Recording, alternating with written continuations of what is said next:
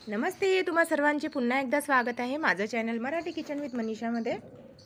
तर बघा, आजच्या व्हिडिओमध्ये मी तुमच्यासाठी घेऊन आलेली आहे मोतीचूरचे लड्डू। आणि हे जे मोतीचूरचे लड्डू आहेत, बुंदी न करता अगदी झटपट आपण हे लाडू बनवणार आहोत, अगदी सोप्या पद्धतीने।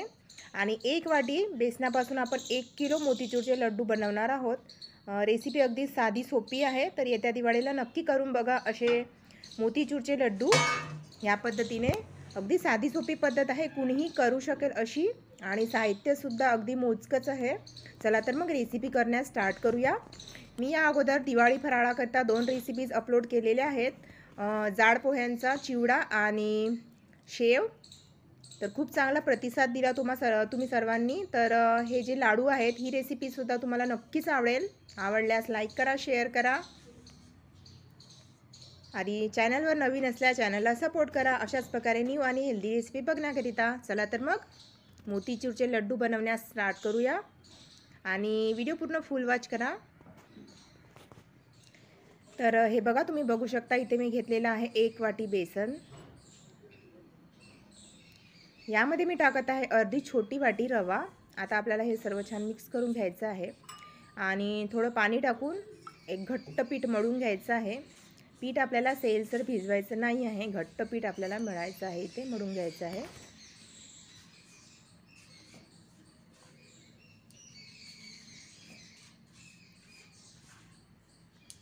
अशा पद्धतीने जर आपण मोतीचूरचे लड्डू बनवले तर अगदी झटपट होतात, फार जास्त वेळसुद्धा लागत नाही, आणि झारा न वापरता सुद्धा आपण अगदी छान दाणेदार मोतीचूरचे लड्डू बनवणार आहोत। कसे तर समोर बघूच आपण, त्यामुळे व्हिडिओ अजिबात स्किप करू नका। हे बघा, अशा प्रकारे मी पीठ भिजवून घेतलेलं आहे। आता आपल्याला काय करायचं आहे की याच्या पुऱ्या करायच्या छोट्या छोट्या। अगदी 15 ते 20 मिनिटांमध्ये झटपट तयार होतात हे लाडू। आणि जर तुमच्याकडे फार जास्त वेळ नसेल, वेळेअभावी दिवाळी फराळ करायला, तर अशा प्रकारे झटपट तुम्ही हे लाडू तयार करू शकता। तर हे बघा, अशा प्रकारे पुरी लाटून घ्यायची आहे, आणि पुरी लाटून घेतल्यानंतर अशा प्रकारे काटे चमच्याने याला थोडे छेद करायचे आहेत, म्हणजे पुरी तळताना ही पुरी जी आहे फुगणार नाही।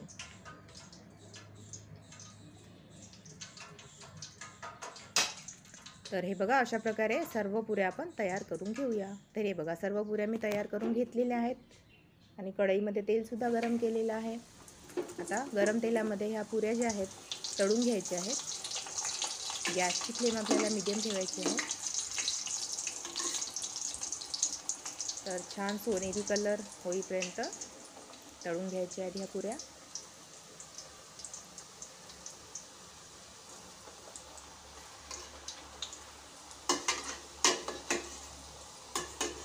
दुसऱ्या साईडने सुद्धा पलटवून घेऊया।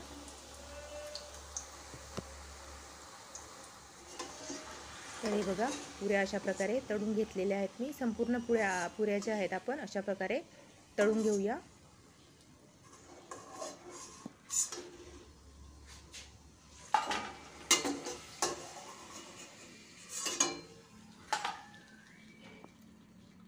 तर हे बघा, तुम्ही बघू शकता की संपूर्ण पुऱ्या ज्या आहेत मी अशा प्रकारे तळून घेतलेल्या आहेत। हे बघा, आता आपल्याला काय करायचे आहे, या पुऱ्या ज्या आहेत याचे छोटे छोटे तुकडे करून घ्यायचे आहेत। हे बघा, आणि हे तुकडे टाकायचे आहेत आपल्याला मिक्सरमध्ये। हे बघा, मिक्सीच्या भांड्यामध्ये।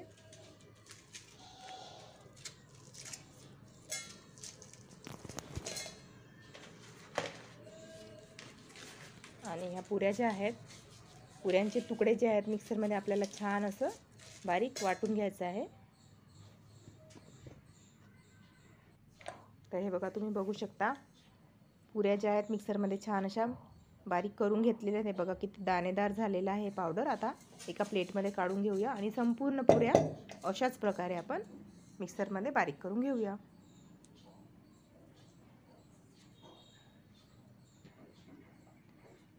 तर तुम्ही बघू शकता संपूर्ण पुऱ्या ज्या आहेत मी अशा प्रकारे बारीक करून घेतलेल्या आहेत। आता आपल्याला लाडू तयार करण्याकरिता पाक तयार करायचा आहे। तर एका कढईमध्ये मी टाकत आहे अर्धी छोटी वाटी पाणी, आणि मी इथे 1 वाटी बेसन घेतलेलं आहे, त्यामुळे मी इथे घेत आहे 1 वाटी साखर। जेवढं आपण बेसन घेऊ तेवढंच आपल्याला साखर घ्यायची आहे। आता ही साखर हळूहळू पाण्यात विरघळेल त्यावेळी पाक तयार करून घ्यायचा आहे.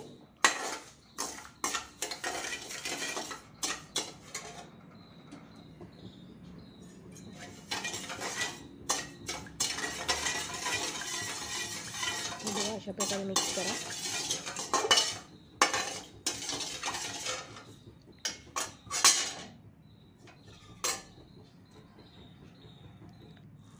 तर हे बघा साखर जी आहे पूर्णपणे विरघळलेली आहे. आता यामध्ये आपण टाकूया थोडे ड्रायफ्रूट्सचे काप, थोडीशी हळद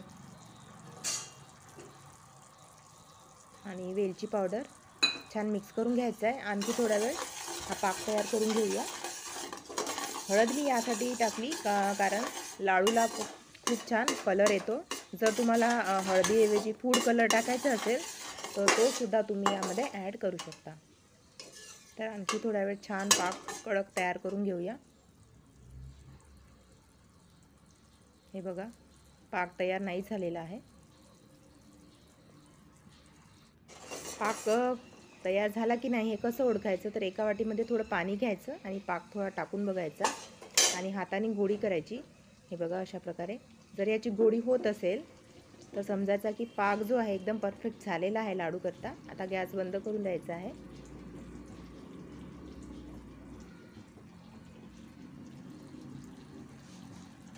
आता आपल्याला जे पुऱ्यांचं मिश्रण आहे हे या पाकामध्ये टाकायचं आहे आणि छान मिक्स करून घ्यायचं आहे.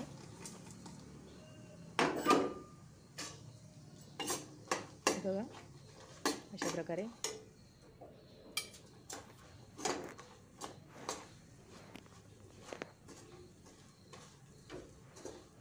हे मिश्रण जर तुम्हाला ड्राय वाटत असेल तर तुम्ही यामध्ये थोडंसं पाणी गरम करून ॲड करू शकता.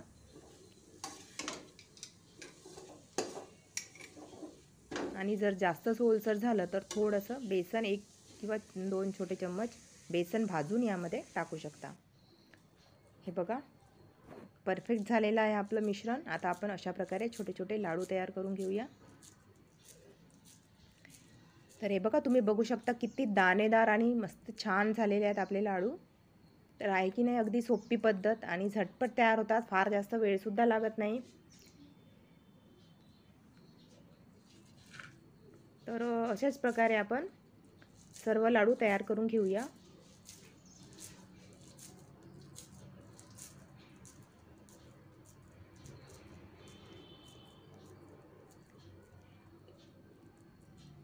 हे बघा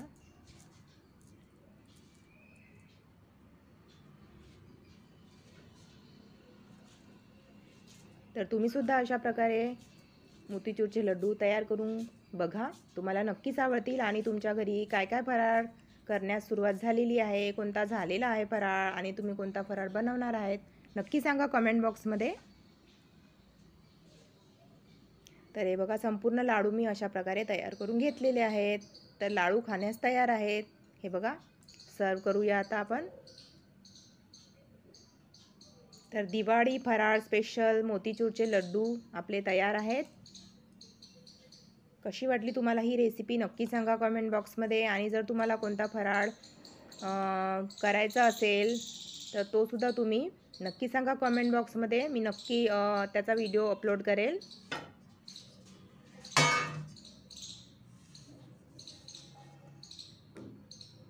तर हे बघा छान दाणेदार मोतीचूरचे लड्डू तयार आहेत.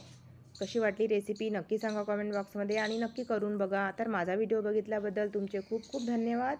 अशाच प्रकारे नेहमी सपोर्ट असू द्या. आणि समोरसुद्धा मी अशाच प्रकारे दिवाळी स्पेशल वेगवेगळे दिवाळी फराळाचे रेसिपीज अपलोड करणार आहे. त्यामुळे तुम्ही माझं चॅनल बघत राहा मराठी किचन विथ मनीषा. तर भेटूया नेक्स्ट व्हिडिओमध्ये अशाच एका नवीन दिवाळी फराळाच्या रेसिपीसोबत. तेव्हापर्यंत बघत राहा माझं channel Marathi kitchen with Manisha.